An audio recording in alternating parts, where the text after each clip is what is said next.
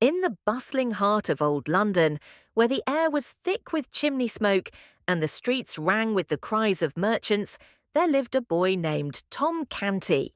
His home was no palace, it was a crooked, crumbling room in a place called Offal Court, a neighbourhood where even the cobblestones seemed tired. Tom's father, John Canty, was a cruel and greedy man, quick with his fists and quicker with his anger. His mother, worn and gentle, did her best to shield Tom, but her kindness was often overpowered by her husband's rages. His sisters, Bet and Nan, shared their mother's quiet patience, but all of them lived under the same shadow of fear. Life in Offal Court was a daily battle for bread. Tom often went to bed hungry, his stomach growling louder than the wind outside. But in the scraps of time he could steal from hardship, he dreamed. And oh, what dreams they were! Every day Tom would slip away from his father's sight and wander the city. He would watch the grand processions that sometimes swept through the streets, knights in shining armour, lords and ladies draped in velvet, soldiers in gleaming breastplates. And at the centre of such splendour there was sometimes a glimpse, just a glimpse, of the Prince of Wales, the boy who would one day be king. Tom's fascination grew until it became the heartbeat of his days. At night, he would lie on his straw bed and imagine himself dressed in silks, giving orders and feasting in great halls. In his dreams, the heavy chains of poverty fell away, replaced by a crown that fit perfectly on his head. One bright autumn morning, his wandering feet carried him farther than ever before, to the outer gates of the royal palace. The walls were tall and white as bone, guarded by men whose armour shone like mirrors. Tom stood pressed against the iron bars, staring inside at the beauty he had always imagined. And then it happened. A voice, sharp and scornful, rang out. "What ragged rat is this, daring to stare into the palace?" A guard shoved him back from the gate. Tom stumbled but did not run. He stood his ground, his eyes still fixed on the courtyard beyond. It was then that Edward Tudor, Prince of Wales, appeared. He was Tom's age, his hair like spun gold, his robe stitched with tiny pearls. But most striking of all were his eyes, bright, curious, and keen. "What's the trouble?" Edward asked. "This beggar was loitering, Your Highness," the guard replied. Edward frowned. "A beggar he may be, but he is also a subject of England. Let him in." Tom's heart thundered. In moments, he was led through the gates into a world he had only dreamed of. Inside, the prince spoke kindly. "You have the look of a boy who has many stories. Come, tell me of your life." And so they talked. Tom told him of Offal Court, of hunger, of his father's beatings. Edward, in turn, spoke of the strict rules of palace life, of lessons and tutors, of never walking freely in the streets. It was in this sharing of worlds that the seed of adventure was planted, though neither knew it yet. Days passed, and Tom could not forget the palace. Each night he dreamed of its gilded halls, the echo of laughter, the whisper of silk robes, and the glint of gold and jewels. But reality in Offal Court was cruel and unyielding. His father's temper flared like lightning over the smallest misstep. One evening, after being sent to beg for a crust of bread, Tom returned home only to face the brunt of his father's wrath. "You lazy boy! You dare come back with nothing?" John Canty's voice was sharp, slicing through the meagre warmth of their tiny room. He raised his hand, and Tom flinched, curling into a ball to protect himself. The blows fell, fast and heavy. His mother's pleas were drowned beneath the storm. Tom wanted only to escape, to flee to the world of his dreams, to the palace where kindness and fairness seemed to live. The very next day, Tom found his chance. He wandered farther than ever, down twisting alleys and over broken bridges, until he reached a quiet, secluded lane he had never noticed before. There, in the soft afternoon light, he saw something that made his heart stop. Prince Edward himself, alone and unattended, leaning over a fountain and tossing small coins into the water. The boy prince's eyes, the same eyes Tom had admired from afar, met his own. For a moment, they studied each other in silence. Two boys of the same age, yet from entirely different worlds. "Why are you alone?" Tom asked, stepping cautiously forward. Edward looked startled but not afraid. I wanted to see the city as it is, not as it is described by the walls and tutors," he replied. His words were simple but filled with curiosity, and Tom realized that even the prince longed for freedom, just as he did. They began to talk, sharing stories of their lives. Tom spoke of awful court, of harsh winters, hunger, and his father's beatings. Edward spoke of lessons in history, languages, and courtly manners, of the heavy expectations that weighed on his shoulders. In that hidden lane, a bond was forged between the pauper and the prince. A friendship sealed not by wealth or birth, but by the shared longing for freedom and understanding. Days later, fate intervened in a most unusual way. Edward, tired of his lessons and eager for a brief escape, invited Tom to accompany him on a walk through the palace gardens. They ran and played, laughed and shared secrets, as if the world beyond their own worries did not exist.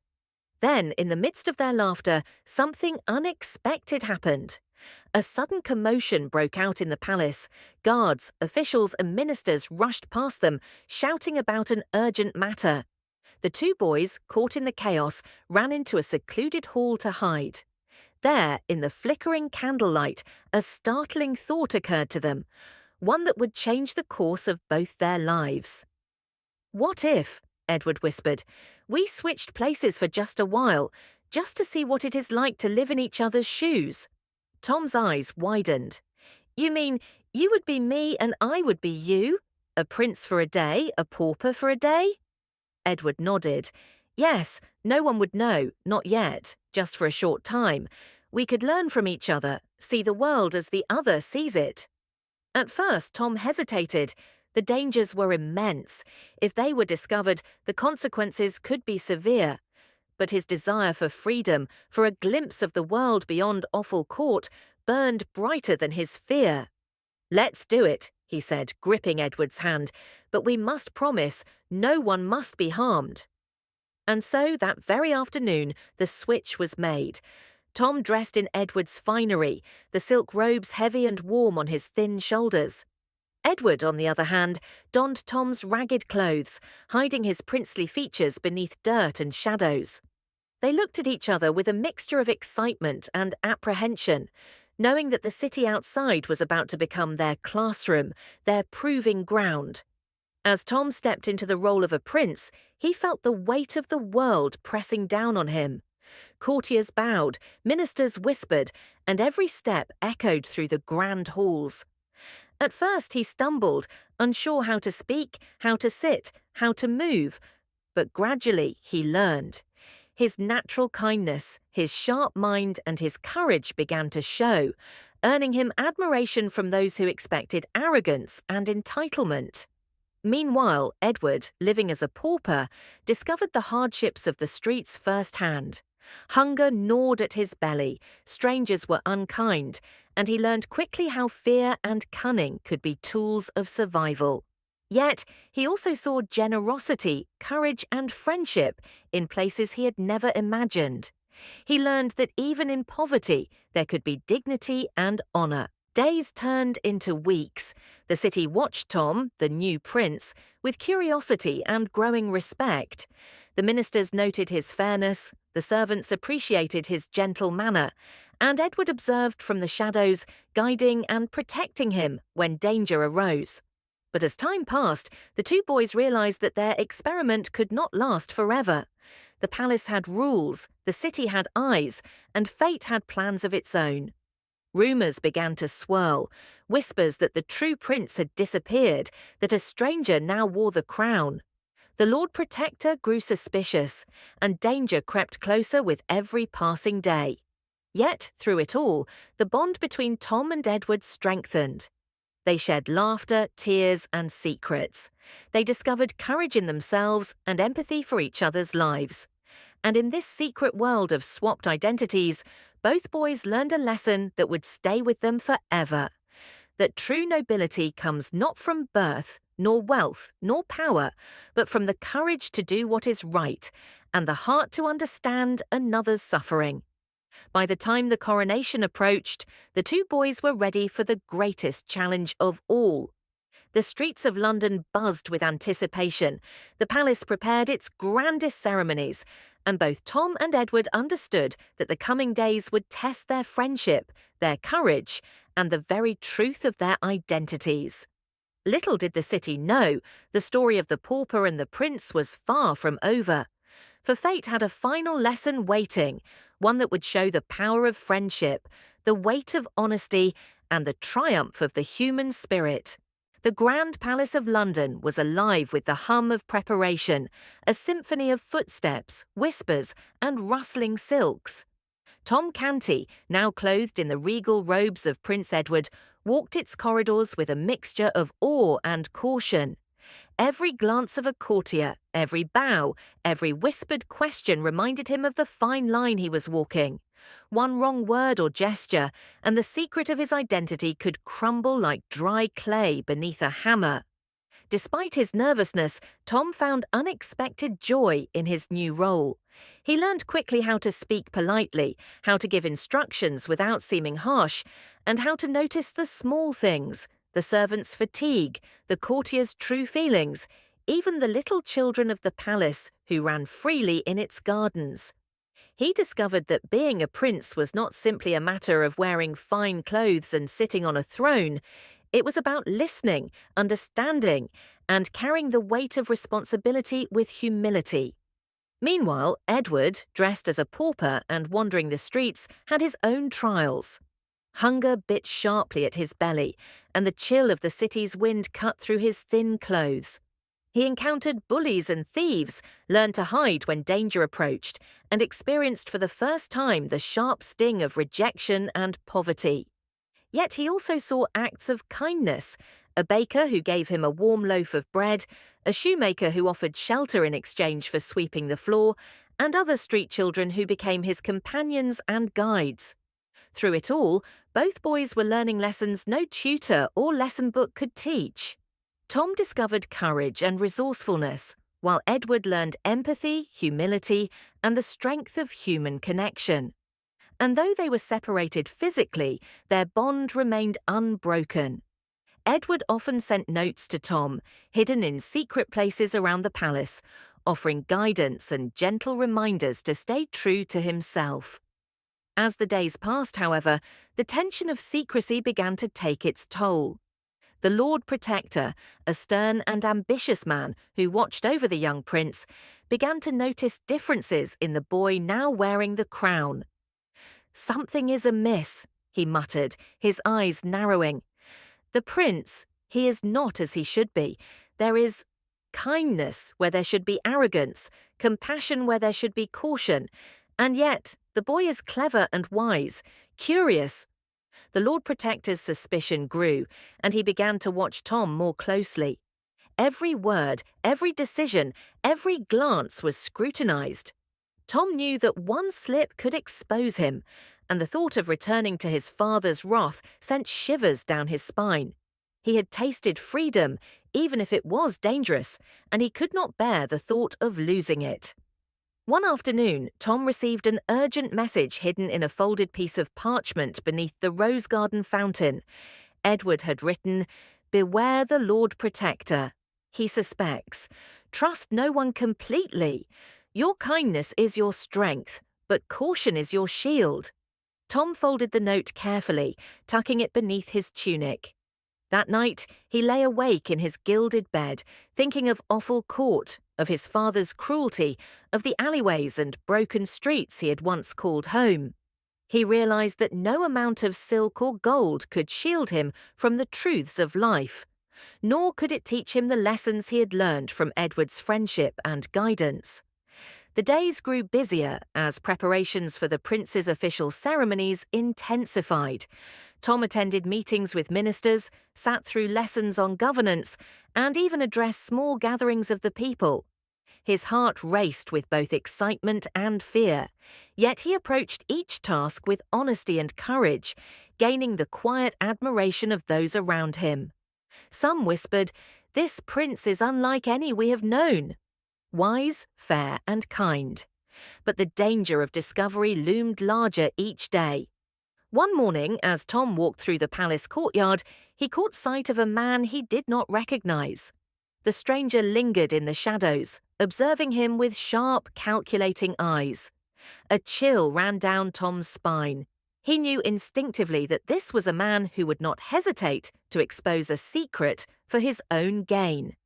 Meanwhile, Edward faced a test of courage on the streets. A gang of boys, resentful of his cleverness and his unfamiliarity with street life, confronted him. They demanded he give up his meagre belongings and threatened him with violence. Edward, though frightened, remembered Tom's teachings about courage, cleverness, and using one's mind to navigate danger. Using quick thinking, he tricked the gang into chasing each other in circles, allowing him to escape.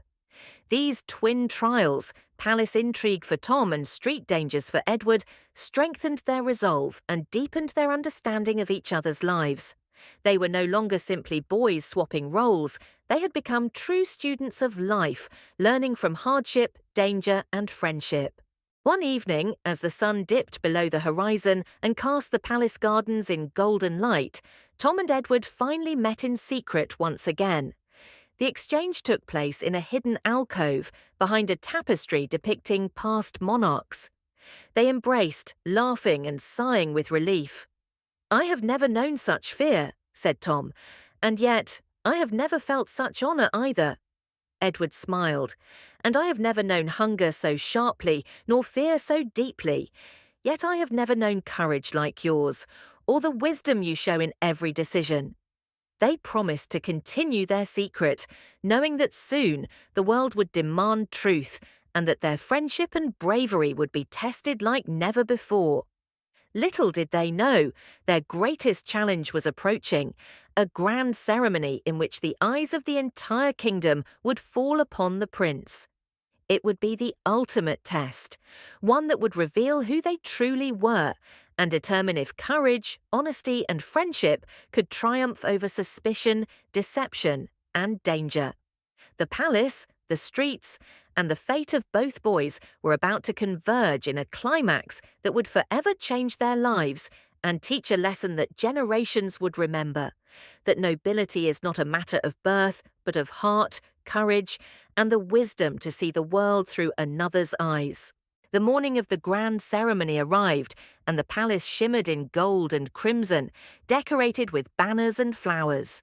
Servants rushed along the corridors, polishing silver, arranging tapestries, and ensuring every detail was perfect for the eyes of nobles, ministers, and visiting dignitaries. Outside, the city buzzed with excitement, for the young prince's appearance was an event that all had been waiting to witness. Tom Canty, dressed in the finest silks, stood before the mirror in his private chamber. He studied his reflection carefully, straightening his collar and adjusting the folds of his robe. His heart pounded not from vanity, but from the weight of responsibility. Today, the entire kingdom would look to him, and any misstep could reveal the secret he had guarded so carefully. Edward, on the streets, sensed that something was about to unfold. Rumours had reached him, whispers of the Lord Protector's growing suspicion, of courtiers questioning the new prince. Edward knew that the fragile balance they had maintained for weeks was in danger of shattering. He hurried through narrow alleys, determined to be close to Tom when the moment of truth arrived. Inside the palace, the Lord Protector moved silently through the corridors, observing Tom with a mixture of suspicion and curiosity. "There is something unusual about this boy," he muttered under his breath. "He is clever, kind, and wise beyond his years, and yet he is not as the prince should be." He resolved to test the boy that day, to reveal his knowledge, his judgment, and perhaps his identity. The ceremony began, with nobles and guests filling the great hall. Tom entered, walking carefully with measured steps. The eyes of everyone present turned toward him, expectant and watchful. He greeted the courtiers with humility and respect, answered questions with honesty, and moved with a grace he had never known he possessed. Whispers circulated, "This prince is different, and yet admirable." But the Lord Protector was not satisfied. During the formal assembly, he presented Tom with a challenge, a matter of governance that required knowledge only the true prince would have received. The court held its collective breath, curious to see if the boy could rise to the occasion. Tom paused, recalling Edward's lessons, the guidance he had shared through secret notes, and the wisdom he had gained from walking the streets as a pauper. Drawing upon all that he had learned, he spoke thoughtfully, offering solutions that were fair, clever, and just. The room murmured in surprise and approval. The Lord Protector's frown deepened. The boy was clever, but his kindness and honesty confused the seasoned adviser. Meanwhile, Edward had slipped into the palace gardens, dressed in his ragged clothes, observing the ceremony from a hidden corner. He watched Tom with pride and relief. The boy he had befriended, the boy who had faced fear and danger, was rising to the occasion with courage and wisdom. Edward knew that soon he would have to step forward, for the secret could not remain hidden much longer. As the ceremony reached its peak, a palace guard entered, eyes wide with shock. "My lord, the Lord Protector has discovered something strange," he exclaimed. The crowd grew tense, whispers spreading like wildfire. The Lord Protector, face pale and tense, stepped forward. "This boy, he is not merely a prince," he said in a tone of warning. "He is different. Who are you, child?" Tom took a deep breath, feeling Edward's presence in spirit beside him. "I am Tom Canty," he said honestly, "a poor boy from Offal Court. But I have learned through friendship and courage what it means to lead. I have walked in the prince's shoes, and he has walked in mine. We have learned from each other." Gasps filled the hall. Courtiers whispered, some in disbelief, others in admiration. The Lord Protector's jaw tightened. "This is unprecedented," he muttered. "Yet there is truth in his words, and there is courage, wisdom, and fairness in his heart." At that moment, Edward stepped forward, revealing himself to the assembly. The crowd gasped again. The true prince, dressed as a pauper, bowed with humility. "I am Edward," he said, "and I have lived as Tom has in the streets, facing hunger, fear, and hardship.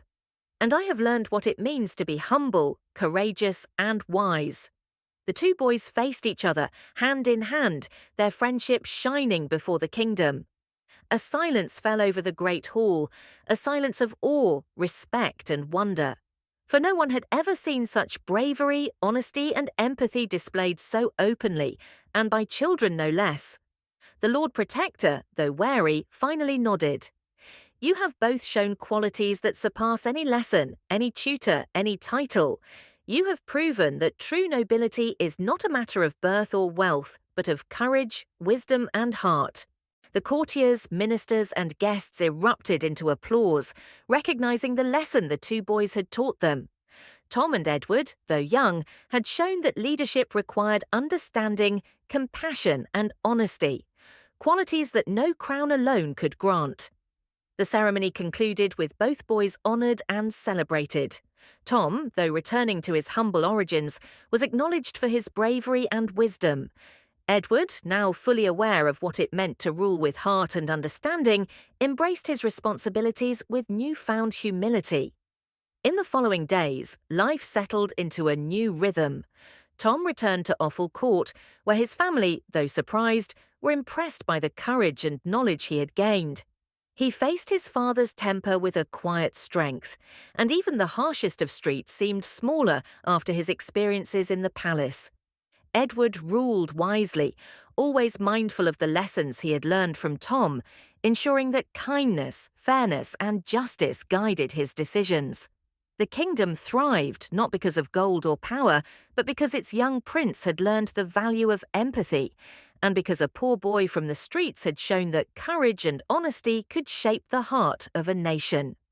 And so, the story of the pauper and the prince spread far and wide, not merely as a tale of adventure or trickery, but as a timeless lesson. That the truest measure of greatness lies not in wealth, birth, or title, but in the strength of one's heart, the courage to face fear, and the wisdom to understand the lives of others. Tom and Edward remained lifelong friends, their bond forged in hardship, trust, and adventure. Together, they proved that even the most unlikely hearts could shape the destiny of kingdoms, and that the courage to be true to oneself is the greatest legacy any person can leave behind. As the sun set over the palace and the streets of Offal Court alike, Tom and Edward stood together, watching the city glow in golden light. They laughed, remembering their adventures, their fears, and the lessons they had learned. Though the world around them would continue to change, one truth remained steadfast: that nobility, courage, and friendship were gifts no one could take away, and that even the smallest heart could leave the largest mark upon the world. Thus ended the tale of Tom Canty and Prince Edward, a story of courage, wisdom, and friendship that would be told for generations. A story that whispered to every child and adult alike that greatness is not inherited, but earned through kindness, bravery, and the courage to walk in another's shoes. And in the hearts of all who heard it, the lesson remained: that the truest power lies not in a crown, but in a heart willing to see, understand, and care for others.